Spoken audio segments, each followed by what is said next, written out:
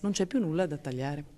Ci sono solo servizi interi da tagliare e questo non è un bel segnale nei confronti dei cittadini e delle nostre comunità. Vuol dire dover tagliare servizi totalmente, non abbassarli, tagliarli. Sindaci veneti sul piede di guerra e stavolta è davvero una battaglia bipartisan quella che i primi cittadini stanno conducendo contro un nuovo taglio del 20% dei trasferimenti statali, una vera e propria mannaia che rischia di mettere in ginocchio ancora una volta soprattutto i comuni virtuosi, quelli che hanno i bilanci in regola ed hanno già eliminato qualsiasi spesa superflua. La proposta di tagli prospettata all'ANCI mette insieme il criterio dei costi standard a quello della capacità fiscale e così la stragrande maggioranza dei comuni del Veneto rischia di non riuscire più a garantire determinati servizi. Forse i comuni montani potranno avere un qualche beneficio nella nostra regione, gli altri invece si vedranno degli ulteriori tagli e sinceramente siamo molto preoccupati. Dall'illuminazione alla sicurezza al sociale, i comuni dovranno rivedere bilanci e capitoli di spesa.